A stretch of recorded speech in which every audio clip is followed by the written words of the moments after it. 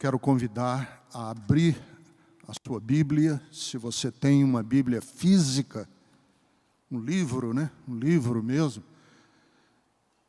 Em casa, procure aí a sua Bíblia, que eu vou ler um texto da Bíblia e vou referenciar muitas vezes a palavra de Deus ao longo da minha meditação. E se você está aqui conosco na Bethesda, e você tem uma Bíblia física, né, tem um livro, levanta aí para eu ver quantas Bíblias nós temos aqui hoje. Opa, muita gente. Quem não tem a Bíblia física, mas tem no celular, vale também. Abra o seu celular aí no texto bíblico que você tem no seu celular e leia comigo o texto da palavra de Deus que se encontra em 2 de Timóteo, capítulo de número 4, nós vamos ler a partir do versículo de número 9. 2 de Timóteo, capítulo 4, versículo 9.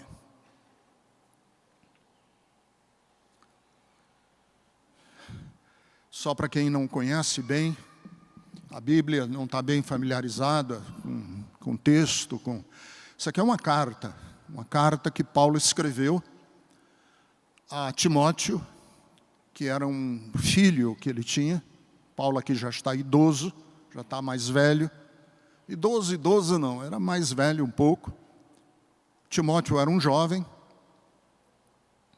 Paulo está no fim da vida dele, está preso. Não vai sair da prisão, não vai sair da cadeia.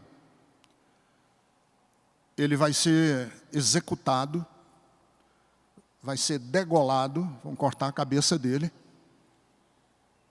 debaixo do império de Nero. Então ele tem uma saúde frágil, Paulo tem uma saúde frágil, ele é um homem de saúde muito frágil,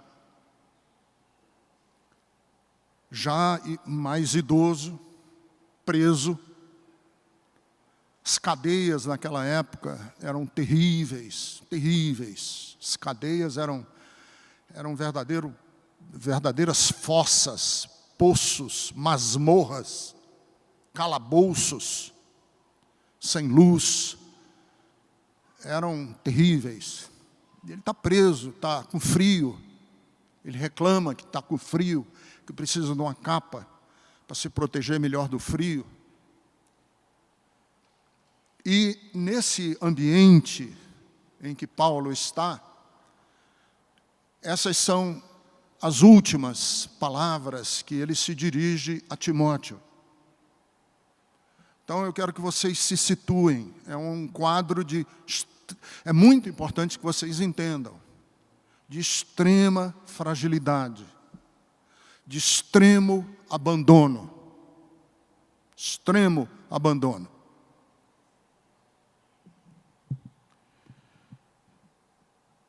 Segunda de Timóteo 4, 9. Procure vir logo ao meu encontro. Está pedindo a Timóteo, né? Ele está dizendo para o Timóteo, venha Timóteo, no meu encontro.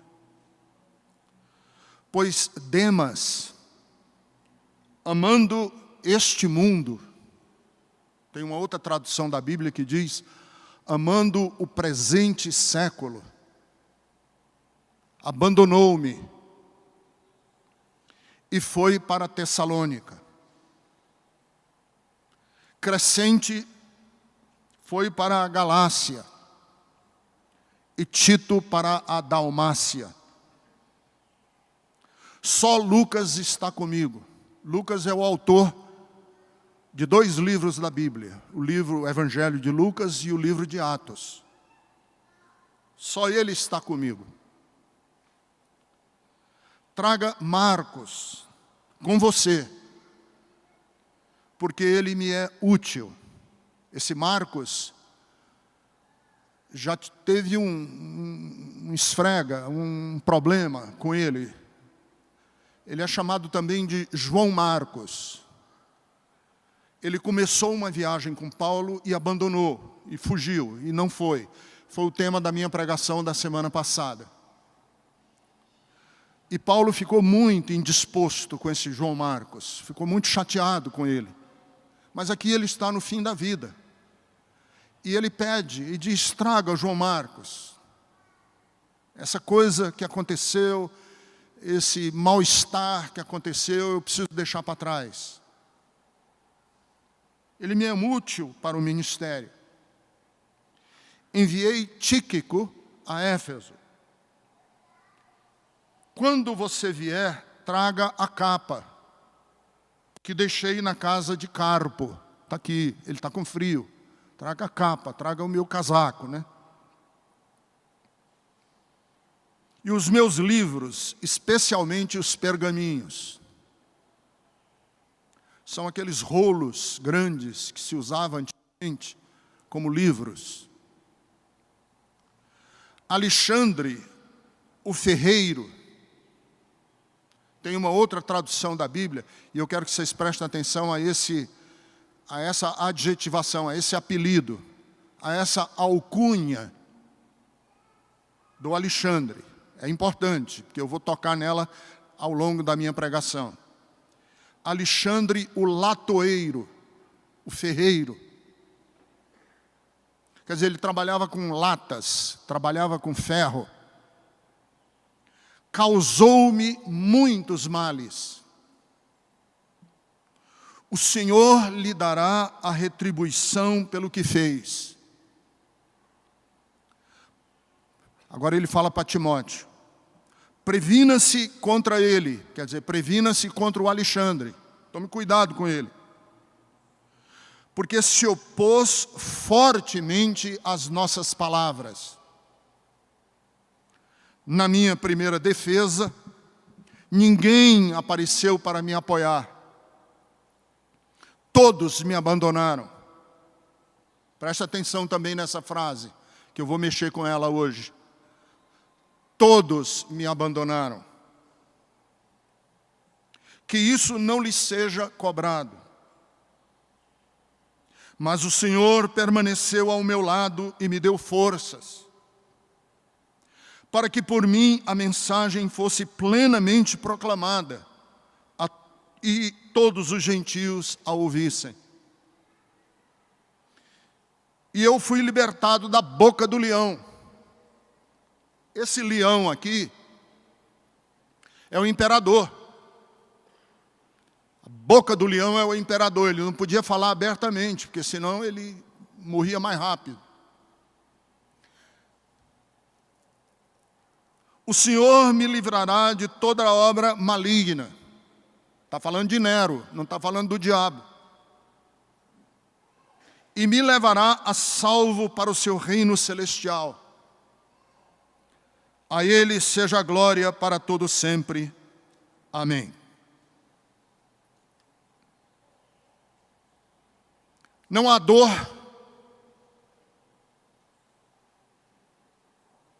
mais dolorida do que a dor do abandono.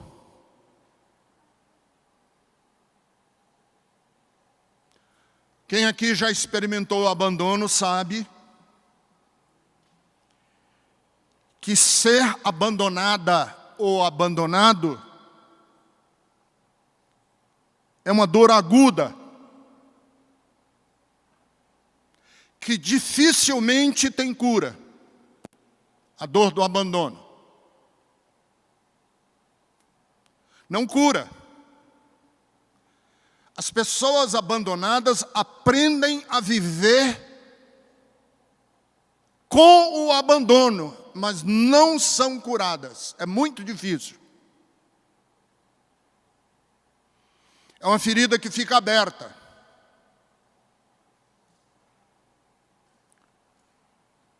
Quando Jesus quis mostrar a dor do coração de Deus, Jesus contou a parábola do filho pródigo. Porque na parábola do filho pródigo nós podemos avaliar o quanto o abandono dói em Deus. É a história de um filho que foi embora, que pediu a herança ao pai ainda em vida.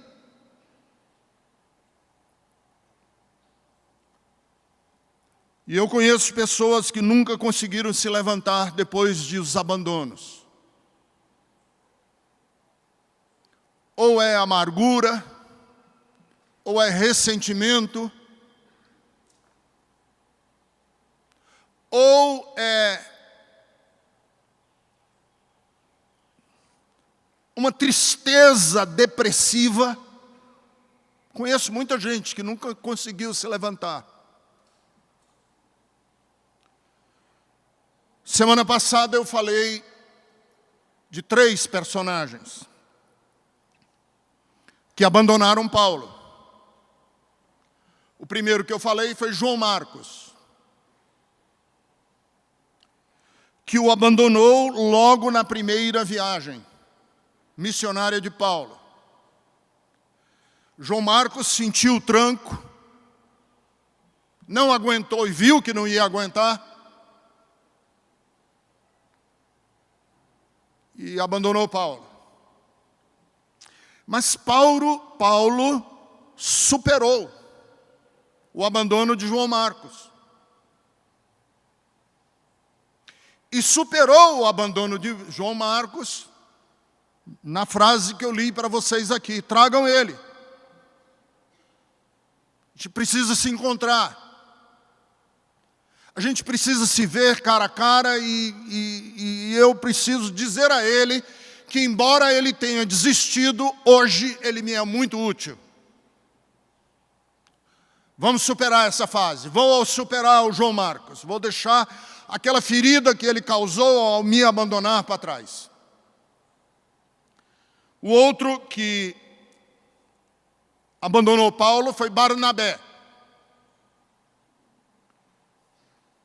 que abandonou Paulo alegando o problema do João Marcos, porque Barnabé queria levar João Marcos na outra viagem e Paulo disse: não, ele já me abandonou, não quero mais. E aí aí Barnabé disse: então eu vou embora com Silas. E Barnabé e Silas montaram lá a igreja deles. A expedição é muito comum hoje, né? Você discorda de alguém, vai e abre outra igreja. Barnabé não abriu uma igreja dele, mas ele montou a sua própria missão. Barnabé e Silas. E o outro que abandonou Paulo foi Demas, que depois de uma longa amizade, trocou o relacionamento de Paulo pelo brilho do mundo. E isso machucou muito Paulo, porque ele trocou joia por miçanga. Trocou uma fonte de água límpida por águas estagnadas de uma fossa. Trocou um manjar, e eu que sou cearense, adoro lagosta. Faz trocentos anos que eu não como uma lagosta, que é muito cara. E nem sei onde é que vende aqui em São Paulo. Mas para mim era como se você me oferecesse um prato de lagosta e eu dissesse: não quero. E fosse comer um prato com vermes. Paulo ficou triste, disse: ele me abandonou pelo presente século.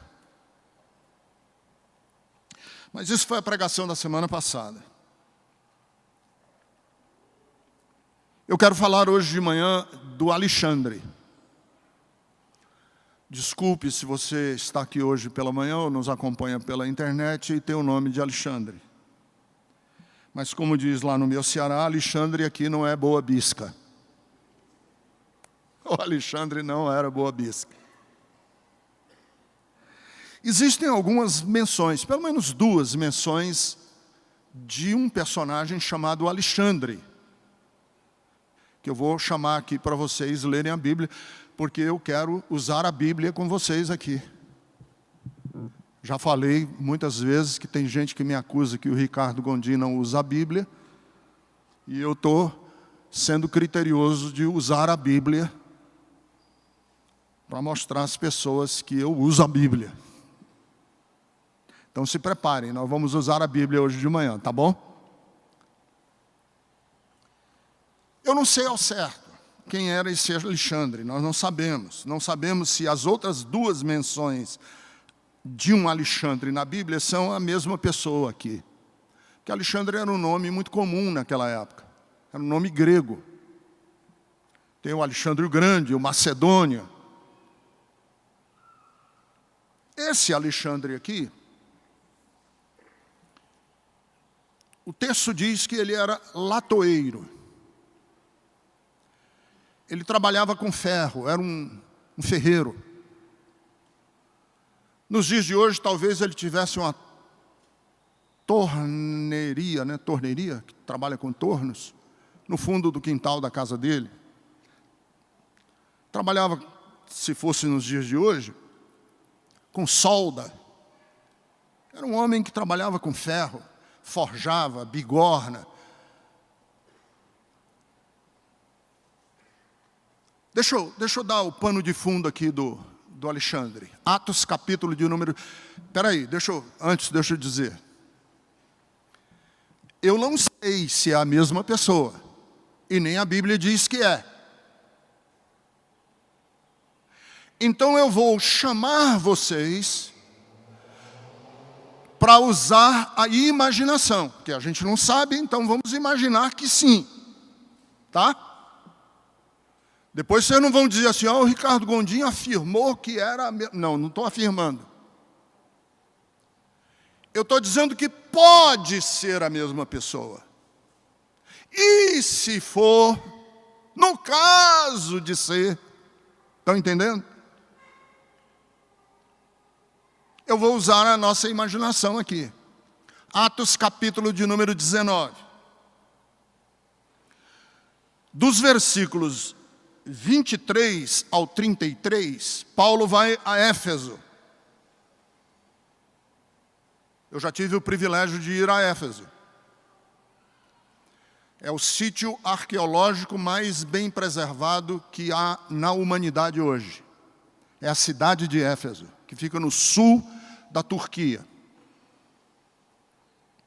Há muitos anos eu fui convidado por um grupo de portugueses e portuguesas para fazer uma viagem pela Turquia, isso mais de 20 anos, e nós fomos a Éfeso. E o lugar onde Paulo estava, eu já estive. Então eu consigo me situar. A vantagem de você ir a um lugar e não apenas ver no mapa, é que você se situa.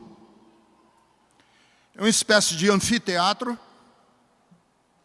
arquibancada de um ginásio, por exemplo, com um lugar lá embaixo,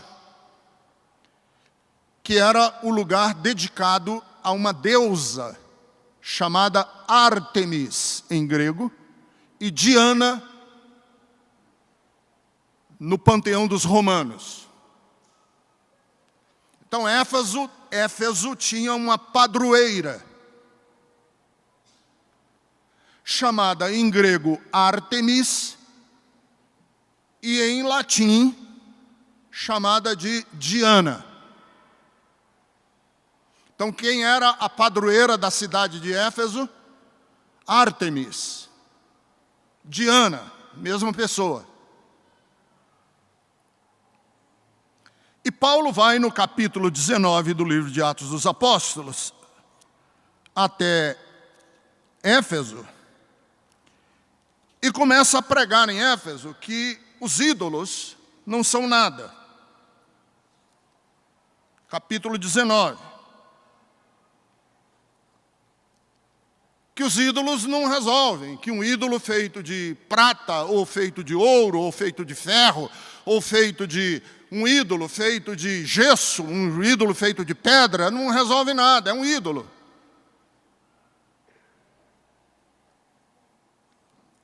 E agora, vocês lembraram que eu falei do Alexandre, que ele era latoeiro?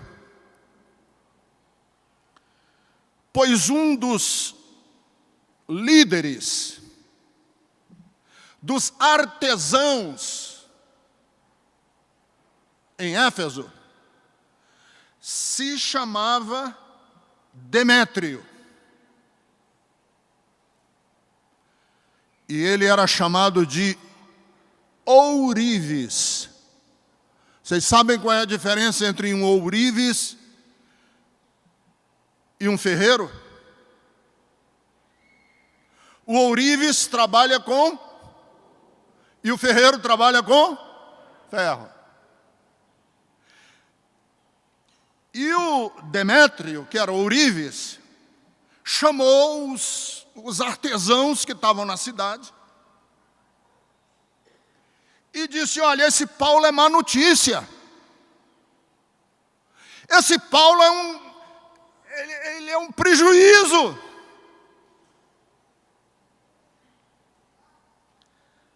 Porque nós ganhamos dinheiro fazendo ídolos. Eu ganho meu dinheiro fazendo pequenas réplicas da nossa basílica.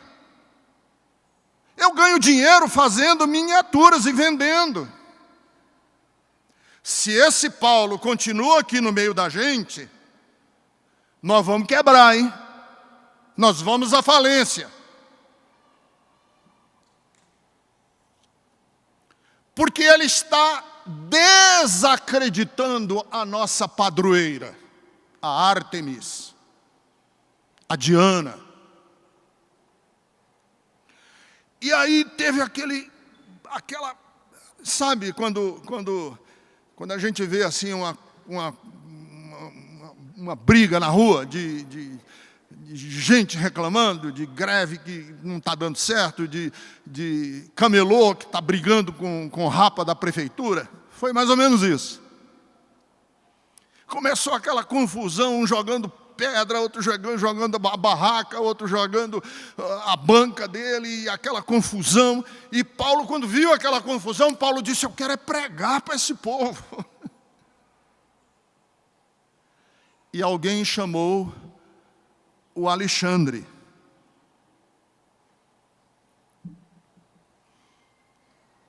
Para dar uma acalmada nas coisas. Quando o Alexandre vai para dar uma acalmada nas coisas, o pessoal percebeu que ele era judeu, igual a Paulo. E a confusão entornou ainda mais e tal, e foi aquela confusão, até que o chefe lá da cidade, o cônsul da cidade, chamou o pessoal e disse: calma, peraí, vamos, não é assim, não é na briga, não é quebrando as coisas, e as coisas se acalmaram. Aqui aparece o Alexandre.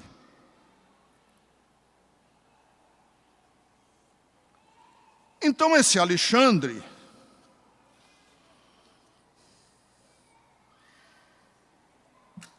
ganha o apelido de latoeiro. Eu disse para vocês que eu estou usando a minha imaginação. Não está na Bíblia isso aqui não. É o Ricardo Gondim que está só imaginando. Mas imaginem comigo para ver se não faz sentido. O Demétrio é ourives e o Alexandre é latoeiro.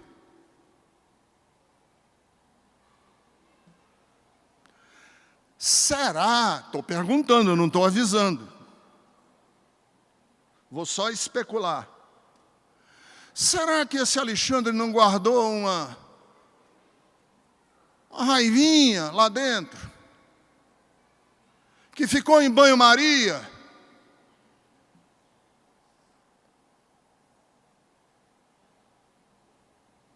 Caramba, eu fui ajudar Paulo e em vez de eu ficar com o apelido de Alexandre o Ourives, igual o Demétrio, o meu apelido é Alexandre o Latoeiro.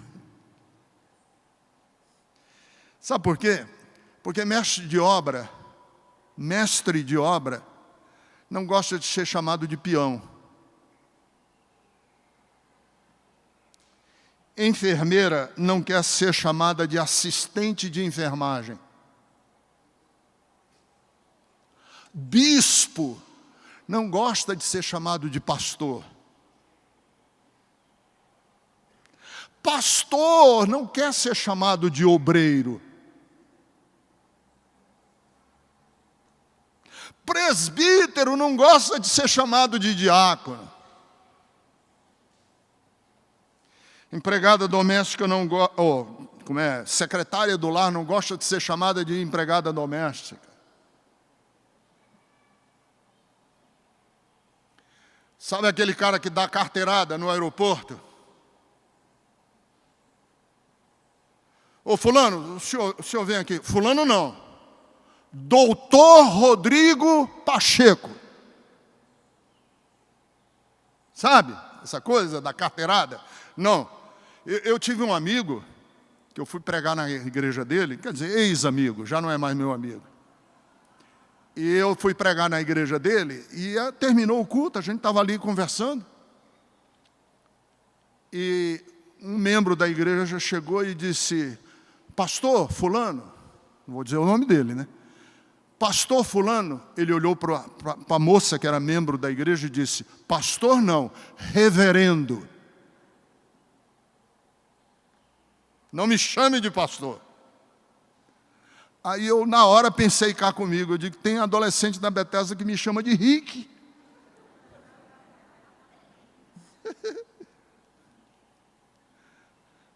Eu já falei aqui que eu adoro essas CPIs.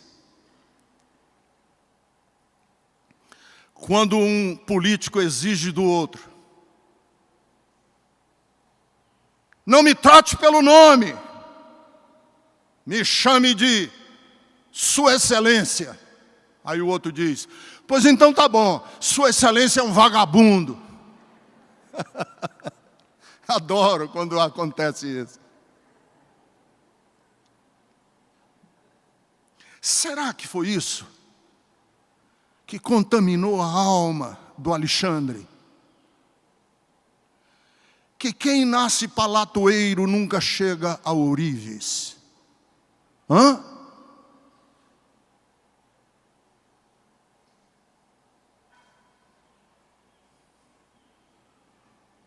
Que quem é pastor da Bethesda nunca vai ser apóstolo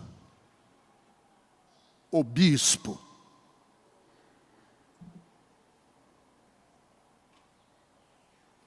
Não sei, não estou dizendo que foi.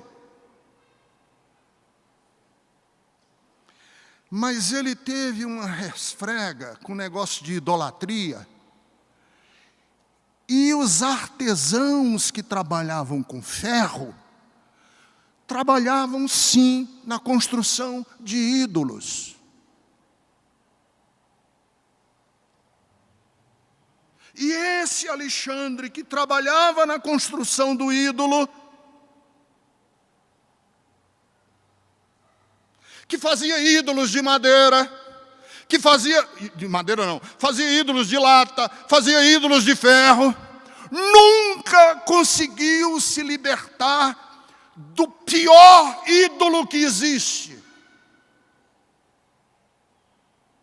Qual é o pior ídolo que existe no mundo? É aquele que eu faço de mim mesmo.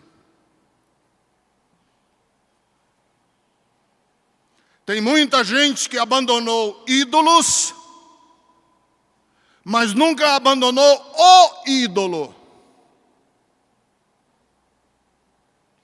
E o Evangelho de Jesus Cristo é você ser ateu, ateia, de você mesmo. Gondim, você é ateu? Sou. De não querer, não estou dizendo que sou sempre, de não querer ser o meu próprio ídolo. Sabe essa coisa de preservar a minha imagem? Isso é idolatria. Sabe essa coisa de proteger o meu nome? Isso é idolatria. Sabe essa coisa de proteger o título?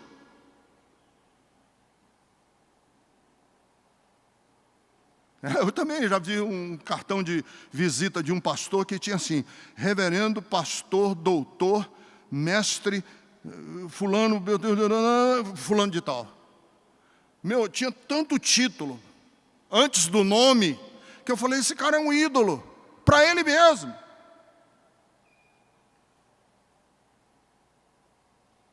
O que é idolatria?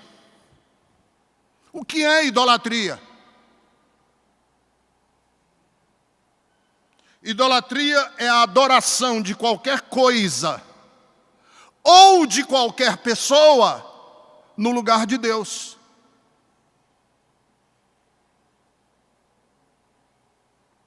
Então é possível que o Alexandre fosse um idólatra e que colocou a reputação, o nome, o título, o adjetivo que vinha depois do nome dele como a coisa mais importante. Possivelmente, não estou afirmando, eu só estou levantando a possibilidade.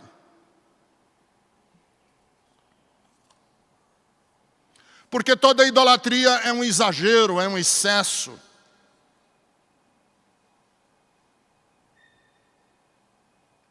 É possível que uma pessoa idolatre e não um ídolo numa igreja, ou num salão. É possível que uma pessoa idolatre o filho, que idolatre a mulher, que idolatre o marido, que idolatre o pai, que idolatre a mãe. É possível uma pessoa idolatrar coisas.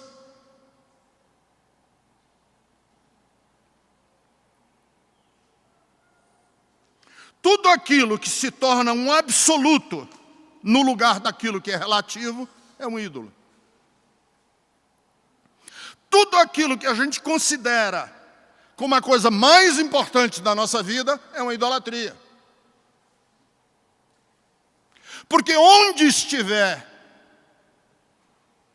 o nosso coração, aí está o nosso Deus.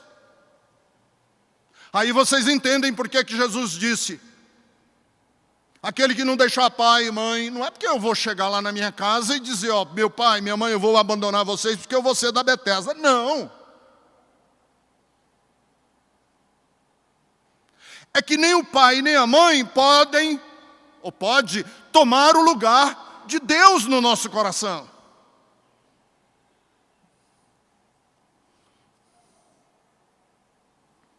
Alexandre parece que não conseguiu se livrar da idolatria.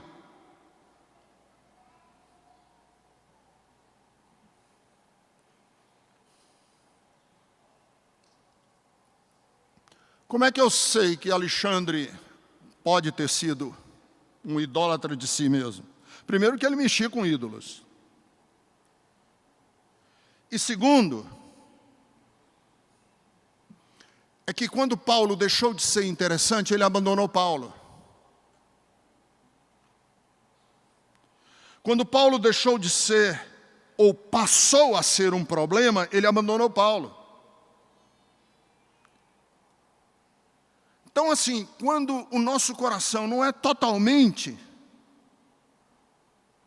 E essa é a questão da idolatria evangélica hoje. E aí eu vou falar uma coisa que você talvez não saiba. Existem pessoas que idolatram Deus. Oi? Tem pessoas que idolatram Deus. Vocês dizem, Gondinho, eu nunca ouvi falar isso na minha vida, idolatrar a Deus. Como é que pode? Eu vou explicar. Idolatrar a Deus é atribuir a Deus o que Ele não é. É esperar de Deus o que Ele não vai cumprir. É jogar expectativas em Deus, que o certo seria jogar essas expectativas num ídolo e não em Deus. Porque você está esperando de Deus o que o idólatra espera do ídolo dele. Isso é idolatria. Eu espero de Deus a mesma coisa que o idólatra espera do ídolo dele. Nós somos iguais. E o meu Deus não é Deus, é um ídolo. Vocês entenderam ou eu compliquei demais?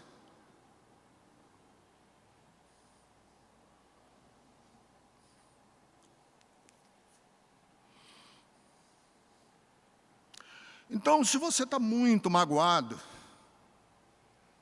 porque alguém lhe abandonou, talvez essa pessoa não tenha abandonado você.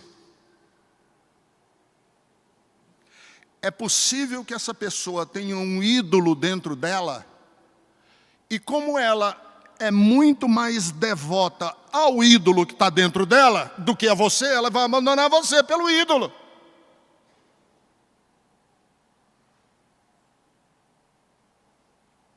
Por que a pessoa vai ter lealdade a você se o ídolo está dentro dela?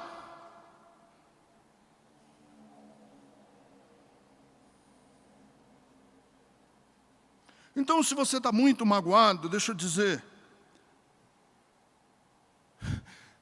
existem certos abandonos que são uma bênção.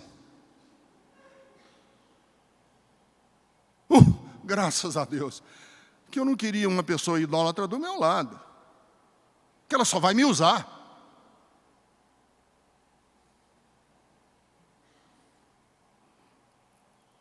Por isso é que tem alguns textos, eu não vou agora entrar, porque eu acabei usando mais da hora do que eu devia. Existem alguns textos que Deus diz assim, pode me comparar com os deuses que estão aí. Pode me comparar. Me compare com os deuses, e aí você vai ver quem é quem.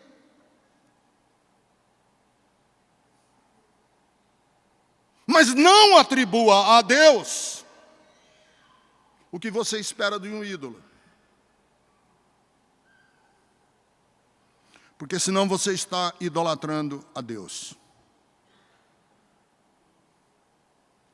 Então, se você está muito ferido ou ferida porque você foi abandonado,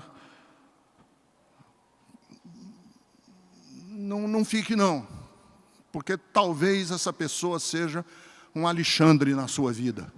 Desculpe as pessoas que se chamam de Alexandre aqui. É um idólatra de si mesmo, é um vaidoso, é um pavão. É aquele que se olha no espelho e diz, louvado seja eu. Sabe? E não diz, claro que não vai dizer, ninguém diz isso.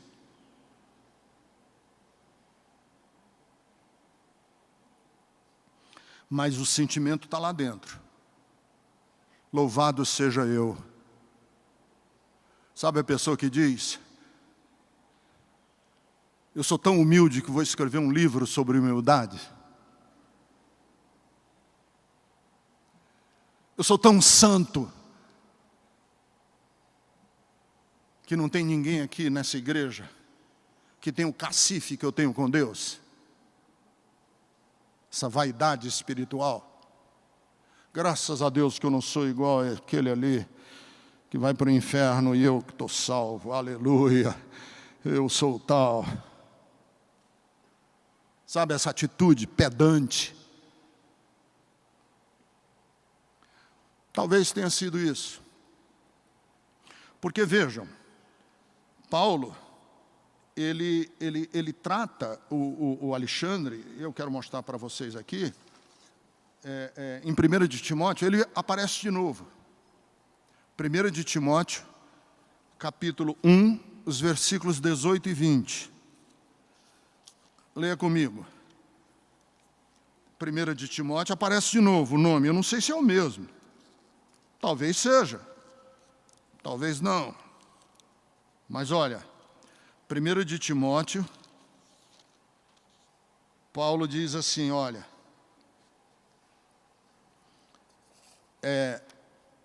1 e 18.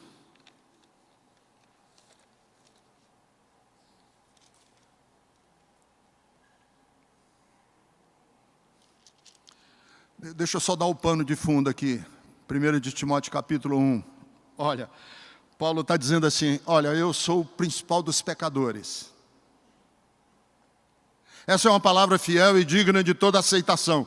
Cristo veio salvar os pecadores e eu sou o principal. Aí no versículo de número 17 e 18, ou 17 e 18, não, 18 em diante. Timóteo, meu filho, dou a você essa instrução segundo as profecias já proferidas a seu respeito, para que, seguindo-as, você possa combater o bom combate, mantendo a fé e a boa consciência que alguns rejeitaram. E por isso naufragaram na fé.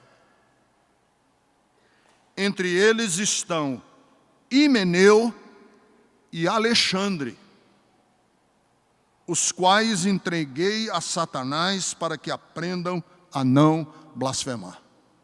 Está aqui o Alexandre de novo. E aí vocês entendem o contraste do ídolo de si mesmo com a atitude de Paulo. A atitude de Paulo é, olha pessoal, se tem alguém aqui pecador, eu sou o principal. E qual é a atitude do Alexandre? Eu tenho minha reputação a defender, meu nome a defender.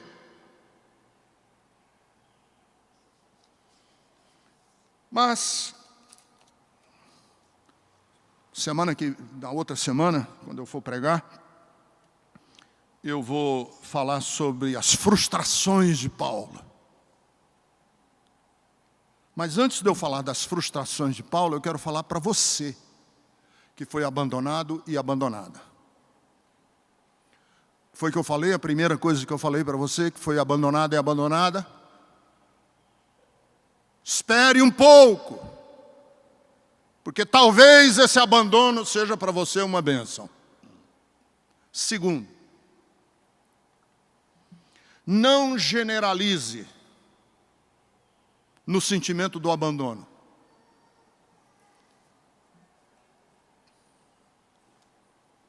O que é exagerar? O que é generalizar? Generalizar é colocar todo mundo no mesmo pacote. Paulo está muito triste. Paulo está tristíssimo. Porque ele já está idoso, a saúde dele é frágil, ele está com frio, ele está no meio de um sentimento de abandono. E qual é a linguagem que Paulo usa no meio desse abandono e dessa tristeza?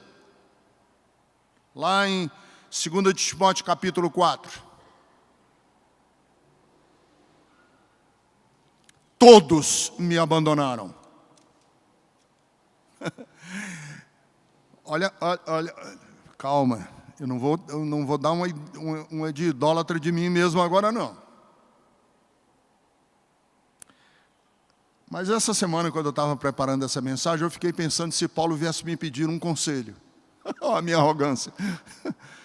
Ricardo, Gondim, eu estou precisando de conversar, estou triste, estou abatido. Você podia me dar um aconselhamento? Imagine, se Paulo fosse aqui no meu escritório e dissesse, Gondim, eu estou precisando de um aconselhamento, cara, me ajuda. O que eu diria para Paulo?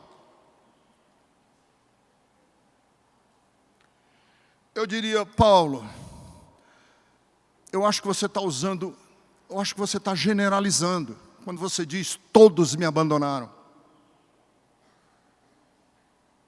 Não, todo mundo não te abandonou não, Paulo, isso é exagero teu, cara. Menos, Paulo, menos. Porque quando a gente está muito triste,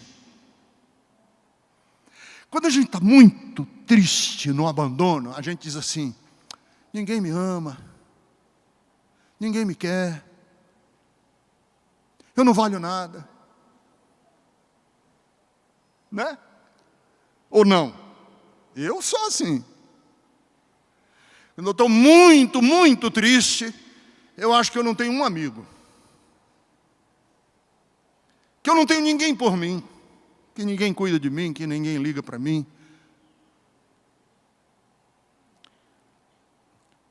Eu entendo que as pessoas, quando estão muito tristes, usem desse artifício de achar que... não é usar esse artifício, usem dessa linguagem de achar que ninguém liga para ela, que ninguém liga para ele.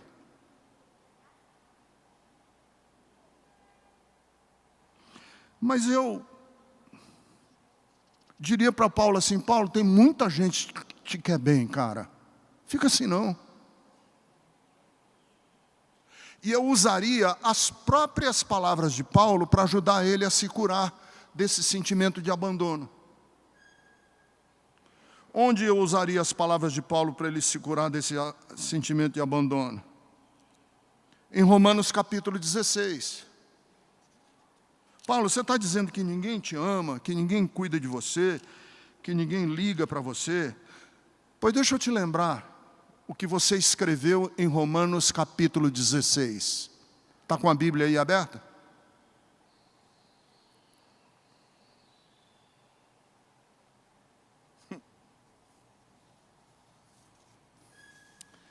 Recomendo a vocês a nossa irmã Febe,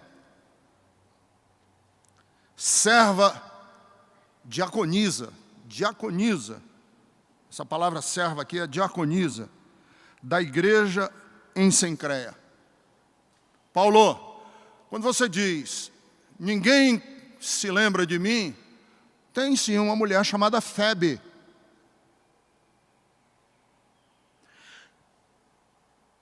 Peçam que a recebam no Senhor de maneira digna dos santos. Ah, ninguém me ama, Paulo reclamando. Estou sozinho, todos me abandonaram. Espera aí, Paulo. Romanos 16, 3. Tem Priscila e Áquila.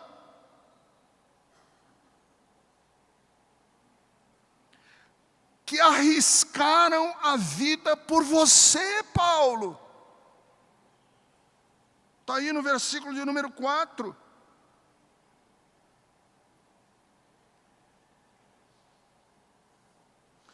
Tem o Epêneto.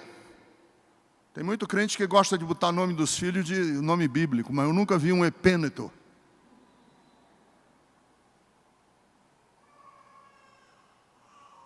Tem Maria, ou Miriam, que trabalhou arduamente. Versículo 7, tem o Andrônico e a Júnias, que foram para a cadeia com você. E você está dizendo que todos te abandonaram?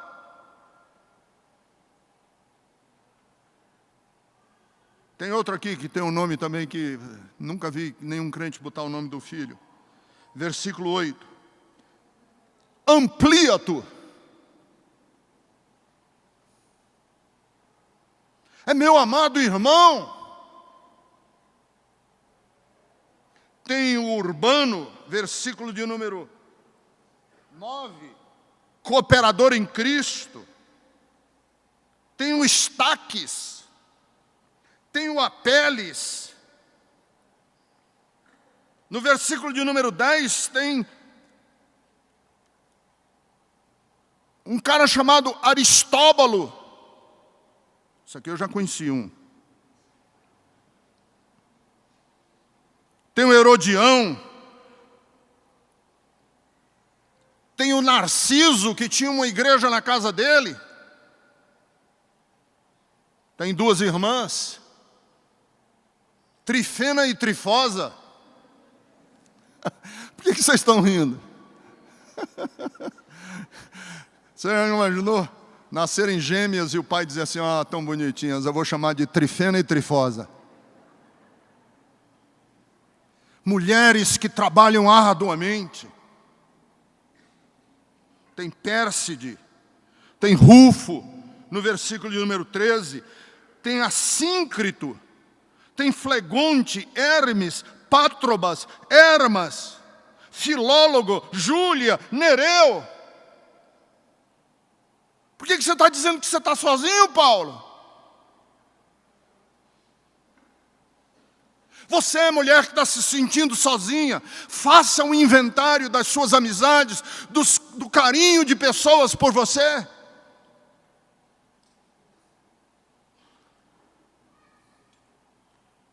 Coincidentemente, hoje eu posso falar, coincidentemente, Deus sabe das coisas.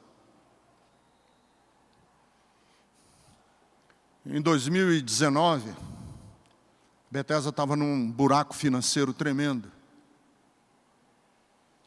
Buraco financeiro, devendo muito dinheiro. E num culto aqui de manhã, um irmão foi tocado por Deus para doar um carro. Vocês lembram, né? Nós fizemos uma rifa e um casal ganhou.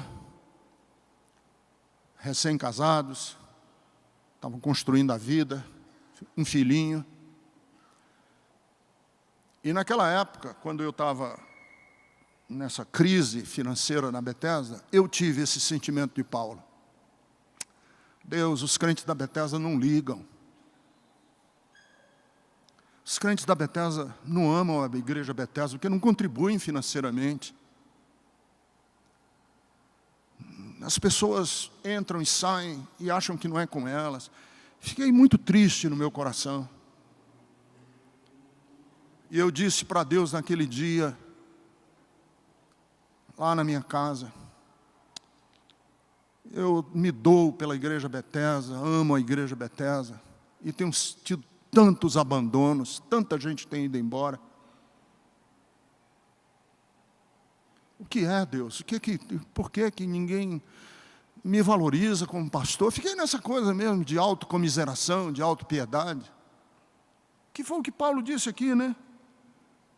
Todos me abandonaram, eu estou sozinho, só tem Lucas comigo. O telefone da minha casa toca.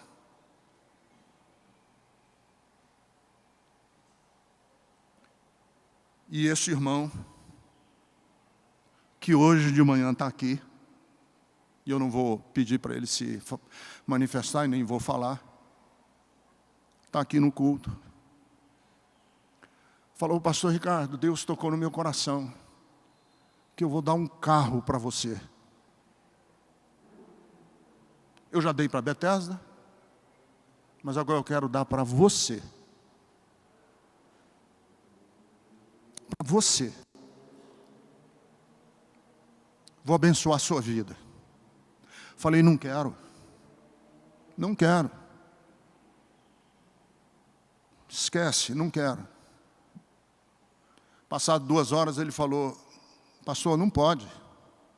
Deus está tocando no meu coração e eu tenho que obedecer. Eu digo, não quero. Passado aquele dia, no outro dia de manhã ele me ligou e disse, é o seguinte, eu já estou na concessionária, vou comprar o carro, e se você não quiser, ela vai ficar aqui. Aí liguei para o pastor Eliel, digo, Eliel, me ajuda, porque eu não sei o que fazer. Nunca isso me aconteceu. Sou pastor desde 1977, nunca isso me aconteceu. Não sei o que fazer. O Eliel falou, vai até lá na concessionária ver o que está acontecendo. Fui até a concessionária, a vendedora já estava com os olhos desse tamanho, de alegria, que eu tinha vendido um carro. E a lição que eu aprendi naquele dia foi, não generalize. Você pode achar que ninguém te ama, mas tem sim. Tem sim pessoas que amam você e que estão dispostas a fazer por você o que você não suspeita. Que você nunca pediu, nunca pedi nada aqui na Bethesda para mim.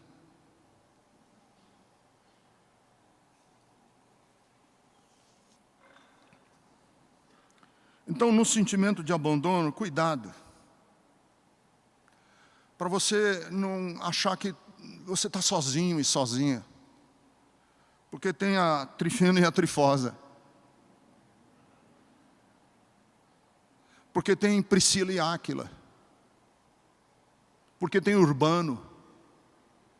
Porque tem Rufus.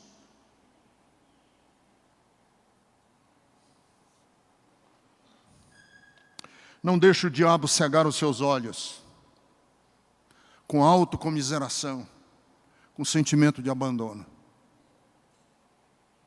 Tem sim alguém que ama você. E alguém de carne e osso. Eu não estou falando de espírito, não. Estou falando de gente verdadeira que ama você.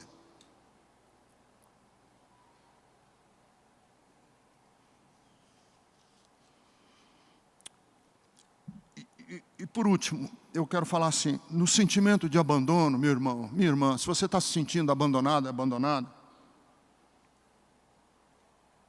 cuidado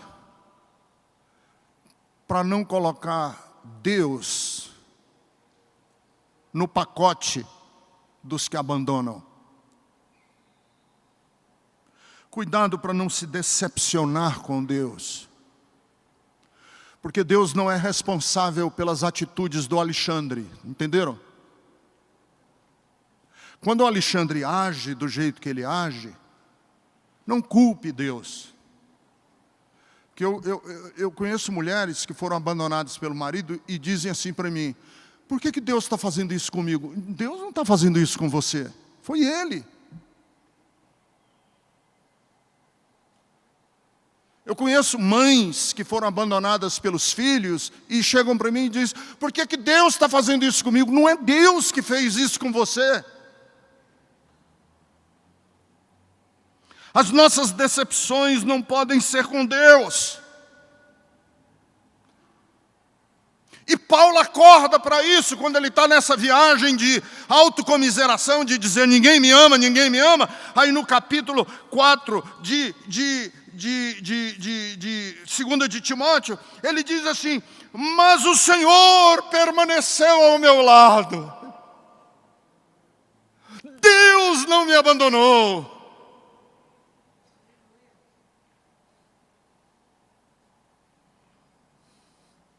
E me deu forças para que por mim a mensagem fosse levada adiante.